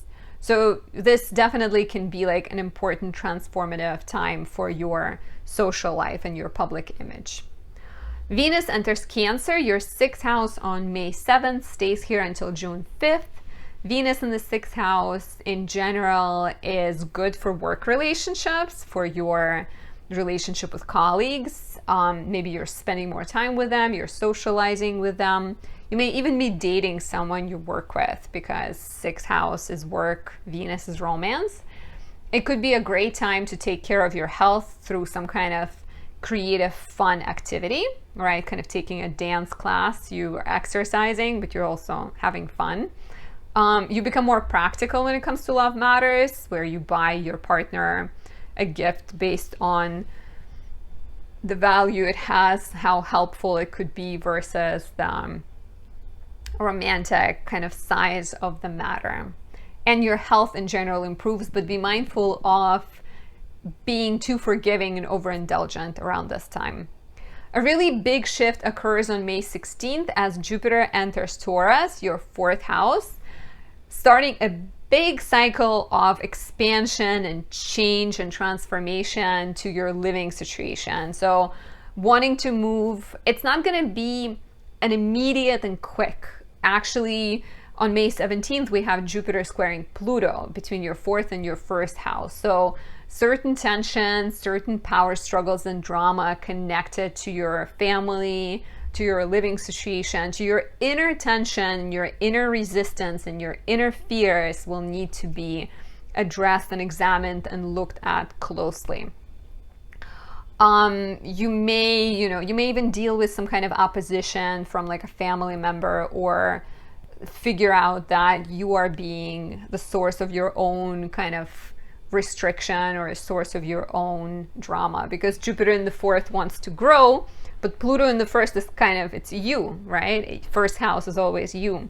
So taking a look at your own like shadow behaviors and your fears and vulnerabilities that you're not addressing could be very helpful right now.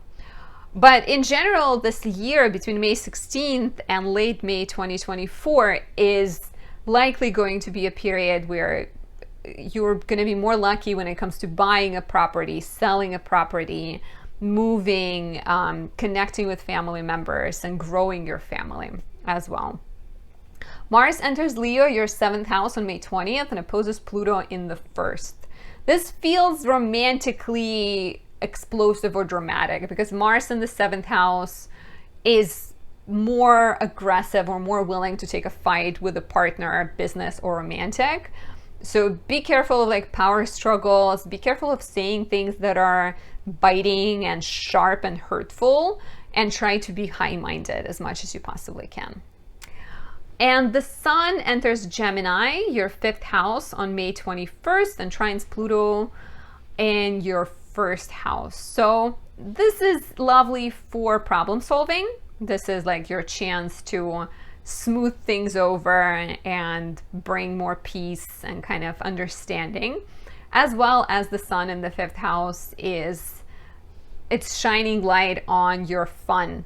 So you may be going out more, you may be playing more games, kind of buying puzzles and having fun with your partner, dating more, starting new relationships, starting new creative projects, and connecting with your inner child or connecting with your child is the theme here. These are the main transits for the month. If you'd like a deeper look, including personal transits, very tailored, very specific to your natal chart, you can purchase my horoscope subscription on my website, anastasiadoesastrology.com, and get monthly horoscopes, written monthly horoscopes delivered to your email in the beginning of every month. Now, if you are a Pisces rising, we are entering May from having a lot of action in Aries. We had a solar eclipse in Aries, your 2nd house of money and values. And the eclipse has likely brought new beginnings and new values, new things that are important to you, right? It's a change that would have started back in 2021 potentially, or like when Jupiter went into Pisces, with you being reborn, you rethinking your role in the world, and the solar eclipse in the 2nd house could bring an idea of how you can use your values to make money, right? So there may be new financial opportunities, there may be a new job, kind of a new idea of how to make money differently in your life right now. In May, we're moving this energy into the third house as the sun spends the month, the first 3 weeks of the month until May 21st. It's in Taurus. There's a new moon in Taurus on May 19th. We're bringing it into the third house where you're literally looking at your everyday life. You're looking at the tools you have available, at your schedule, at your communication, at your time, and you're trying to figure out what needs to change in order to make that new shift happen, right? So maybe you're moving to, as one of my Pisces rising clients, she's potentially moving, starting a new job that will require moving to France, right? So what needs to change? What needs to, you need to transfer your phone, right? Mercury's retrograde here until May 14th. So it's very thoughtful, pensive, kind of slow moving energy. If you move away or if you start a new job, you need to figure out your transportation. You need to figure out sometimes a different language. You need to buy new tech. You need to kind of get ready. So there's a lot of moving parts in the third house. And I think with the sun here, you are definitely getting those parts moving. My Pisces rising boyfriend is likely getting a surgery. We don't know when yet, but that means he needs to get his house ready for a surgery, right? So there is a lot of moving parts there as well. Wish him luck. So with the new moon on May 19th, there may be new opportunities to write, to learn a new skill, to maybe learn a new language, to study, and to share your knowledge, to communicate your knowledge, right? And all of this Taurus action, it wants more stability. It wants kind of longevity and things that will take a while to grow. So you're definitely expanding and taking on new pursuits. We get the final lunar eclipse in Scorpio, your 9th house, on May 5th. This is a completion of a chapter that would have started in November 2021. And lunar eclipse in Scorpio represents death and rebirth, right? But more so death. So lunar eclipses are always they're about endings. And 9th house deals with travel, education, legal matters, publishing, beliefs, philosophies. So any one of those things, you're likely in the last year and a half, you've experienced transformations there, right? It could be about faith. It could be about religion, where something you used to believe no longer feels aligned with who you are. You may be closing a chapter of education. You may be completing a legal matter, or if you're a lawyer, you were a lawyer, you may be disengaging from that and moving on to different things. And that could be anything, another kind of career or profession. You may be completing a writing project or taking your skills to a different level, I think, with all of the third house action. But it's almost like you're taking all of the knowledge, all of the kind of out there, far away things, and with the third house, you're bringing them into a more immediate, tangible form, right? Maybe it's changing your schedule. Maybe it's starting to write about all the things you've experienced. Maybe it's building a house versus learning to build a house. So definitely a change in your beliefs and change in your grand view of things so that you can be more immediate and more present in the now. Also let me know, how has your life changed since late 2021? I'd love to know. Venus enters Cancer, your 5th house, on May 7th. Will stay here until June 5th. This is house joy for Venus. She loves the 5th house. Expect more dates.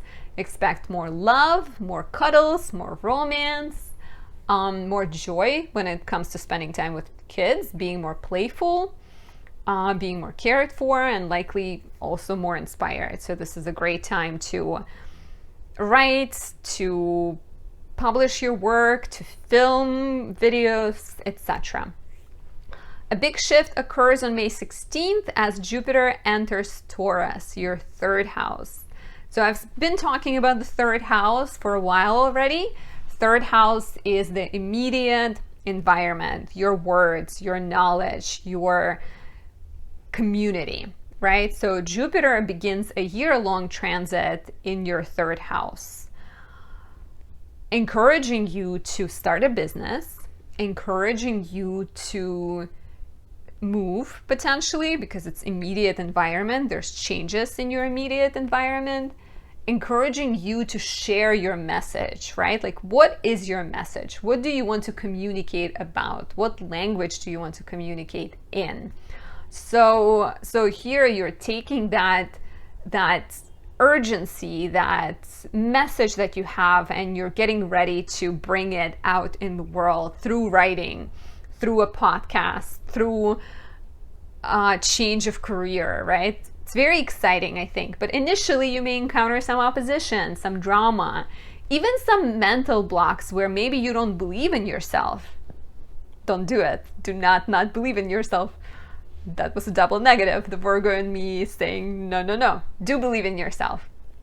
Because it's an exciting big transit, right? But like, as Jupiter in your third house squares Pluto in the 12th on May 17th, so the entire mid-May section of month, you may have to address some like self-defeating tendencies or some fears that are blocking you and are holding you in spot. This could also be, you know, even Mars entering Leo, opposing Pluto on May 20th, Jupiter squaring Pluto on May 17th. This could be fears, but this could also be like Pluto is currently in your house of like shadows, blind spots. So it's either something that you really love but not addressing, needs to be addressed, or it's something that you have that is hurting you, some kind of secret, dark secret. Share your secrets in the comments below. But there might be some kind of shadow behavior, shadow tendency that needs to be brought into the light, right? And so May 17th or May 20th could be those opportunities for you. On May 20th, Mars enters Leo, your 6th house, and opposes Pluto. So definitely very kind of shaky, explosive, dramatic day, May 20th and maybe May 21st. So stay high-minded. In general, Mars entering Leo, Mars will be in Leo until July 10th. You get two planets in their joy. Mars is in its joy in the 6th house. So it's really good for handling health-related matters. Oh, I wonder if my boyfriend will get his surgery around that time. So, sorry, I'm like ADD, and Pisces is the last sign. So I feel like I'm like more excited also to get to the last sign.